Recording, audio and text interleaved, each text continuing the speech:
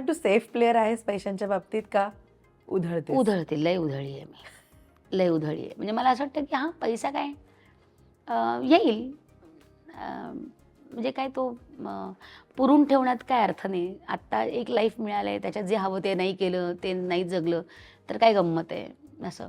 म्हणजे माझा मुलगा किती 7वीत होता त्यावेळेस मी कॉमेडी सर्कस करत होते.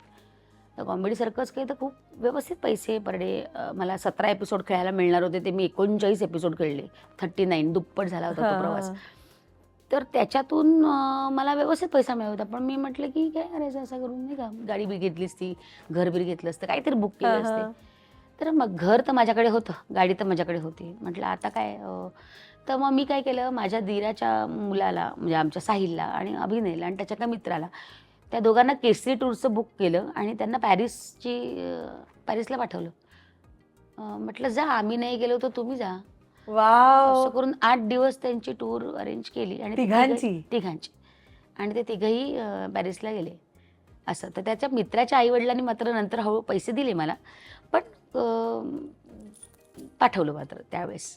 कमाल यार. असं म्हटलं जाय, खर्च होईल तो होईल, गेले 5-6 लाख रुपये घे असं म्हणून मी त्यांना पाठवलं. त्यामुळे हां, म्हणजे असं नाही म्हटलं आम्ही कधीच बघ, अक्कलकोट, पंढरपूर, तुळजापूर, गाणगापूर सगळे देवस्थान याच्या व्यतिरिक्त कधीच कुठे फिरलेले नाही मी. हनीमूनला पण गेले पन्हाळावर, ह्याला कोल्हापुरात. काय?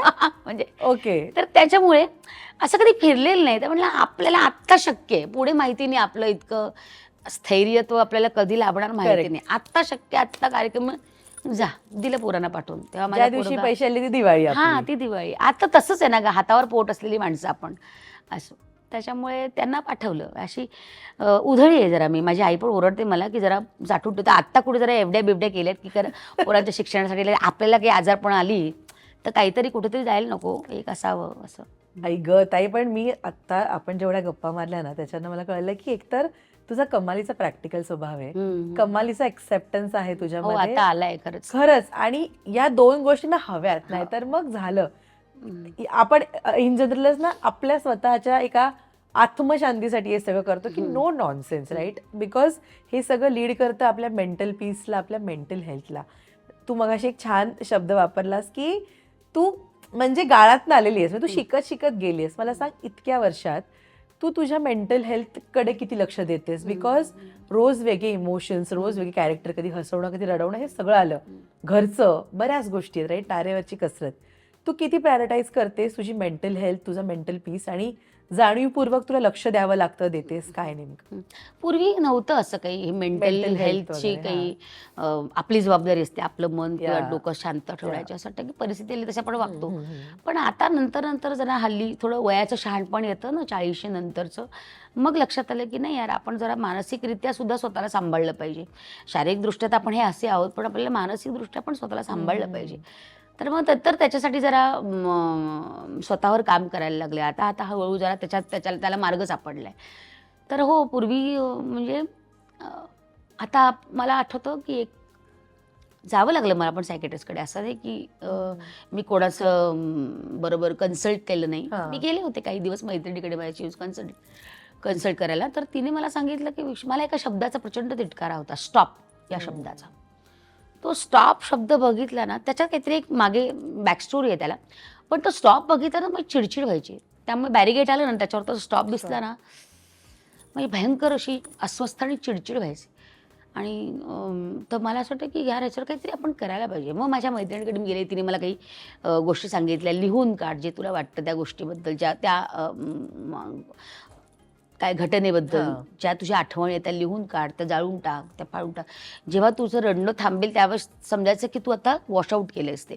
तर ह्या सगळ्या गोष्टी केल्या आणि मग ते केल्यानंतर आपल्याला फायदा पडतो ह्याचा. या सगळ्या गोष्टी हे काही वेड्यासारखं नाही, याला काहीतरी शास्त्र आहे, राईट? उगाचच काहीतरी मानसिक शास्त्र आहे, याला काहीतरी आहे. मग नंतर त्याच्याकडे लक्ष द्यायला लागलं. मग मी स्वतःच आता पण सांगू का, आता मोबाईलवर अनेक गेम्स असतात. बऱ्याचदा आपण आपल्या गोष्टींमध्ये पण फालतू गेम खेळत बसतो, पण त्याच्यात एक 2-3 गेम असे आहेत ना की ज्याच्यात तुला वेगवेगळे रंग दिसतात. माहिती ते बॉल असतात, त्याच्यात रंगीत असतात, रंग ते रंग आयुष्यात येणं फार गरजेचं असतं. आपण बऱ्याचदा एकाच ह्याच्यात असतो आपल्या, पण ते रंग दिसत नाही. आपल्या आजूबाजूला इतके रंग असतात, पण ह्या वाहनाला आपण कधी हात लावत नाही, कारण वेळच काढत नाही आपण स्वतःसाठी. तर मग नंतर लक्षात आलं की मग त्या रंगांचा खेळ खेळल्यावर मला जरा शांतता वाटते. मग त्याच्यानंतर स्वतः ड्रॉइंग केल्यावर मला जरा शांतता वाटते. मी जेव्हा अस्वस्थ होते तेव्हा मी काहीही काढत बसते, मोबाईलवर ड्रॉइंग करत बसते.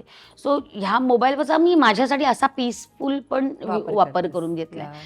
मग नंतर मला थोडंसं अध्यात्माकडे थोडंसं देवाचं आकर्षण व्हायला लागलं. मग मी अथर्वशीर्ष म्हण, श्रीसूक्त म्हण, त्याचे पाठ कर, पोथी वाच, स्वामींची आणि ऐक, तारक मंत्र म्हण, ह्या सगळ्या गोष्टी मी करायला लागले.